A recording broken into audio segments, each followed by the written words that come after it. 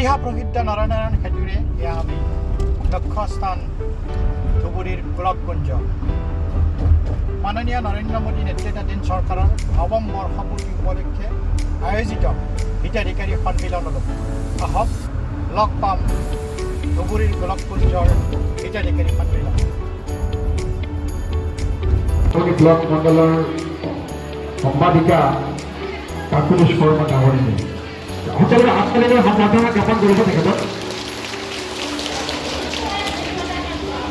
বহুত বহুত ধন্যবাদ সকলোকে।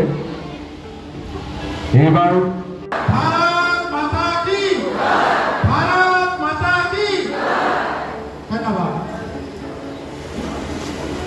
আমি বাংলা বুঝতে পারি বলতে পারি না, গতিকে মই অসমীয়াতে কম, আপোনালোকে বুজি পাবনে? পাব নহয় জানো? ধন্যবাদ।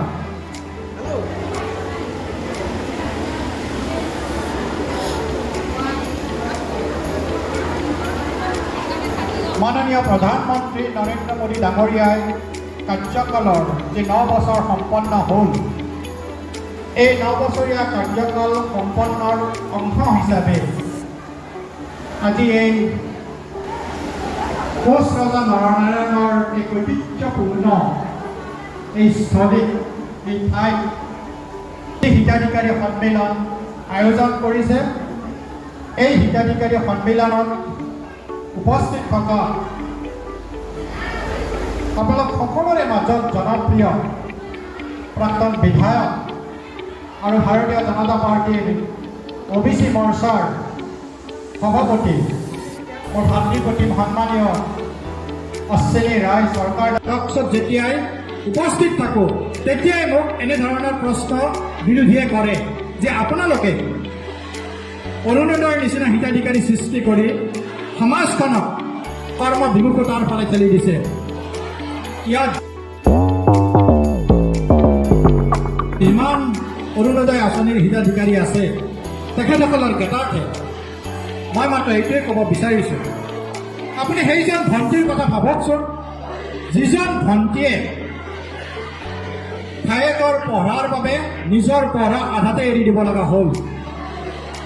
সেইজন বায়েকৰ কথা ভাবক, যিজন বাইদেৱে বিয়াটো হৈ গ'ল, কিন্তু বিয়াৰ পিছত যেতিয়া স্বামীৰ ঘৰলৈকে গ'ল, যেতিয়া স্বামীৰ অত্যাচাৰ সহ্য কৰিব নোৱাৰি বা দুৰ্ভাগ্যজনিত কাৰণত স্বামীৰ মৃত্যু হোৱাৰ পিছত নিজৰ জন্ম হোৱা ঘৰখনলৈকে উভতি আহিল, তেতিয়া সেই বাইদেউজনীক অলক্ষী বুলি কোৱা হ'ল। সেইজন দিব্যাংগৰ কথা ভাবক, যিয়ে নিজৰ পিতৃ মাতৃ থকালৈকে মৰম আদৰ সাদৰ পাইছিল, কিন্তু যেতিয়া নিজৰ পিতৃ মাতৃ ইহ সংসাৰৰ পৰা গুচি গ'ল, তেতিয়া সেইজন দিব্যাংগই সেইখন ঘৰত বুজা হৈ পৰিল।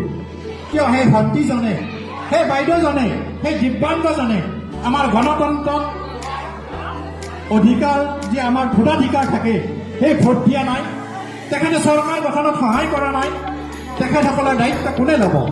গতিকে সেইজন ভণ্টি, সেইজন বাইদেউ, সেইজন দিব্যাংগৰ সুৰক্ষাৰ দায়িত্ব আমাৰ চৰকাৰে লয়। আৰু সেইকাৰণে আমি অৰুণোদয় আঁচনিক কেতিয়াও কৰ্মবিমুখতাৰ প্ৰতীক বুলি নাভাবোঁ। দ্বিতীয়তে, সিদিনালৈকে আমি যদি চাওঁ, এই চৰকাৰখনৰ আগৰটো চৰকাৰৰ সময়ত যে আৰম্ভ হৈছিলে, আমাৰ হিতাধিকাৰীৰ সংখ্যা অৰুণোদয়ত এইবাৰ 27 লাখলৈকে বৃদ্ধি কৰা হৈছে। এতিয়া 1250 টকাকৈ দি থকা হৈছে, অনাগত সময়ত সেইটো 1400 টকালৈকে বৃদ্ধি কৰা হ'ব। লগে লগে এনেকুৱাকৈ প্ৰশ্ন কৰে, আমাৰ কৰৰ ধন আপোনালোকে হিতাধিকাৰীৰ নামত দি পেলাই নষ্ট কৰা নাইনে? আপোনালোকক যে এই 1450 টকাকৈ যেতিয়া দিয়া হ'ব, এতিয়া যি 1250 টকাকৈ দি থকা হৈছে, তেখেতসকলক যিয়ে এনেধৰণৰ প্ৰশ্ন কৰে যে আমি আমাৰ কৰৰ ধনৰ পইচা অপচয় কৰিছে, তেখেতসকলক আমি ক'ব বিচাৰোঁ, যেতিয়াই আপোনাক 1250 টকাকৈ এমাহত দিয়া হয়, 27 লাখ বেনিফিচিয়াৰীক যেতিয়া আমি 1250 টকাকৈ দিওঁ, তাৰ মানে এমাহত আমি 338 কোটি টকা দিওঁ। আৰু সেই 338 কোটি টকা ক'লৈ যায়? আপোনাৰ যে ভাইটি, আপোনাৰ যে ককা, আপোনাৰ যে দাদা, সেই যে দোকানখন দিছে, সেই দোকানখনত আপোনালোকে সামগ্ৰী নিকিনে?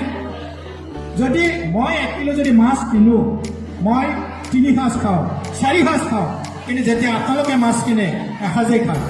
আপোনালোকে এই অৰ্থনীতিটো চলাই আছে, আপোনালোকে যদি সেই দোকানখনৰ পৰা নিকিনে তেতিয়াহ'লে দোকানখন কেনেকৈ চলিব?